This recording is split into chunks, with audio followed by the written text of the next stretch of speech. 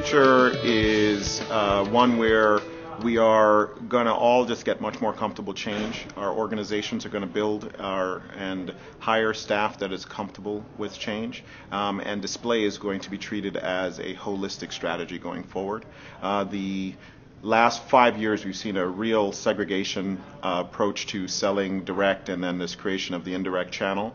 As the publishers regain control and recapture the value that was created out of this secondary premium channel, we're going to see the winners, the learners in the space, really adopt a holistic approach to display, which will cover their direct sales strategies as well as this secondary strategy. And it's actually going to lend itself to advantage those that have got their own primary direct sales forces with strong industry relationships, where they can lean on those relationships in a world where we're selling premium through programmatic platforms, and it's going to be exciting.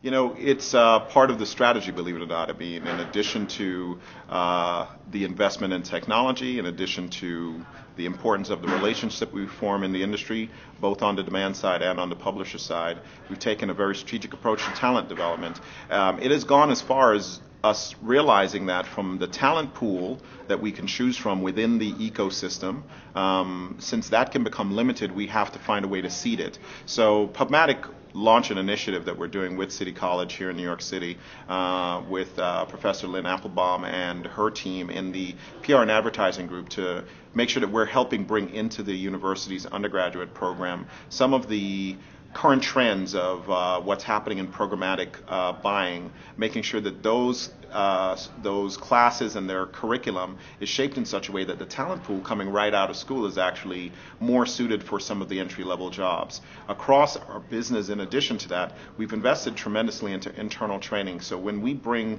people on board, they go through somewhere in the neighborhood of a 6 to 8 week onboarding process just in learning some of our systems. We just have to realize that we're at an interesting inflection point where there's so much learning required, there's so much education that then attaches to the evangelism and the energy that we get from those that are excited about this part of the space to make it all happen. And that's helped us actually build out what I am proud of to say is probably one of the strongest, smartest, most consultative selling organizations in the space. And from a technology standpoint, again, we've done a really good job, I think, of making sure that we've brought in those people that are passionate about publishing and how technology can help the publishing and media industry, and it will continue to be a focus for us. The Forrester Research, and we're excited to work with Forrester. Forrester has been a huge part of the foundation of how we understand trends in the digital media industry. The report actually speaks to a case study that we did with a partner that actually implemented our platform and saw a phenomenal 334% lift in overall performance on their strategy for taking to market their class 2 or secondary inventory, and how it wrapped into a holistic strategy of their direct sales force working with that group as well. The lift numbers sound incredible, but it actually to us just simply speaks to the fact that there is an automatic advantage to automating some of the processes, and removing some of the friction in digital media. And we're excited that Forrester's research was able to just point to that. So if I were to look at the trend, I'm excited about 334%, but I'm more excited about the fact that we just saw an uptick. We saw that this removal of friction allowed for the business to focus the energies of people that were doing this manually on other aspects of their business, and overall they saw a return on their investment that made it make sense for them to continue moving forward. The trend is what matters. The actual statistics are not the ones that I'm most excited about out of the research.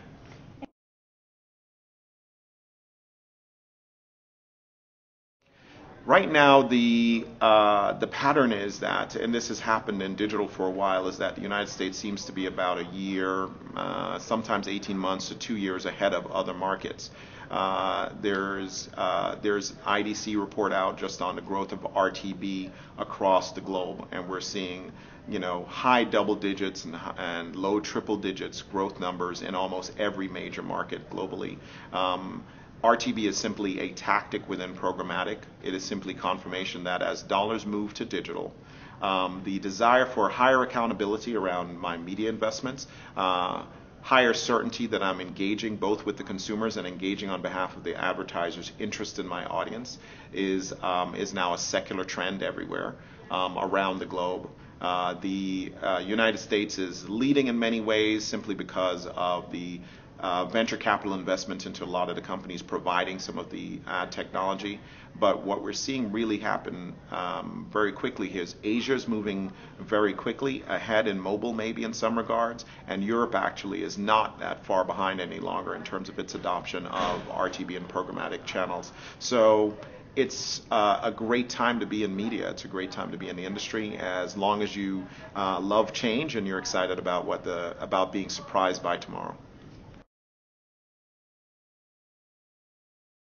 It's an interesting thing, and we recently had an opportunity to use our mission statements and our values just in a decision we had to make just in the last 2 weeks. You manage it by staying true to your core promise, your mission of your company, the brands and the value of the organization. For one moment, so Dawn's questions are not going to be in this lesson. Did you want your questions to be in it as well? No.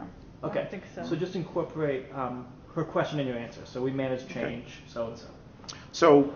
So, Dawn, we manage change by staying focused on our mission and values. It's actually a great center of gravity for the organization. We manage change effectively across the organization by also priding ourselves on not having as many answers.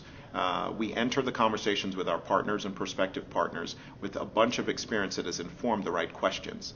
We're excited about knowing the right questions to ask, but we find answers with them uniquely. The answer for one publishing partner is different than the next, and the answer for one partner that works on the demand side or the buying side of the business is different than the next.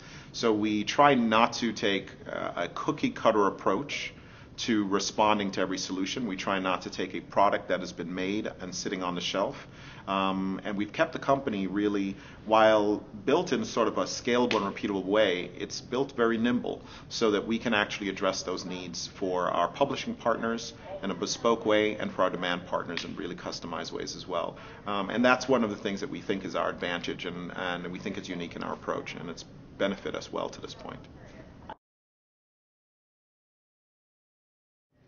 I am excited that mobile's time has come. So as those of us who've been in the industry for the last 5 years, every year has been the year of mobile. I don't think anyone is questioning where we are in mobile any longer. For us, the value of a holistic platform or a true platform partner is one, independence. We truly are not participating as an active player in the marketplace that we provide technology for. The other characteristic is that we're complete.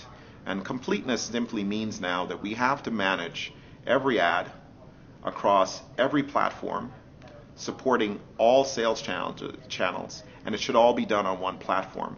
Mobile is one of those sales channels and one of those screens that matter to our partners, and we're excited that from our standpoint, the mobile capabilities on the platform will match those of the display capabilities on the platform here in this quarter. And going forward, it means that the partners we work with have one place to actually create the engagement they're looking for with their advertising partners. And that's again an exciting change in the industry. Want to actually say something, and it's about Ad Revenue 5. It's about the amazing energy of the Ad Revenue 5 conference. It's our 5th year, an interesting inflection point for the company, but also for this event, as this event is transforming itself over the last 5 years. It started about yield optimization on something called remnant inventory. Mm-hmm. The concept of the discarded remnants, the pieces of the rug that really have no purpose unless you patchwork them together. In 5 years, Ad Revenue 5 has now become a leading conference talking about the issues shaping the media industry. Not just digital, today's conference had panelists that are talking about traditional magazine companies and TV upfront buying strategies and mobile as an emerging platform, connected TV right around the corner. But Ad Revenue 5 has become about ad revenue. It's become about the real ability for partners on all across the media industry to really make sense of all of the confusion of the technology and go back to the thing that we actually enjoy the best, which is engaging consumers and finding ways to build businesses that support that engagement and support the growth of advertising and the effectiveness of advertising dollars. That's what I'm excited about our conference, and I'm pleased, complemented by the attendance of the guests as well as the partners that supported us with IBM and Proximic and MediaMath and NetMining and Xaxis and others. So really excited about the conference this year.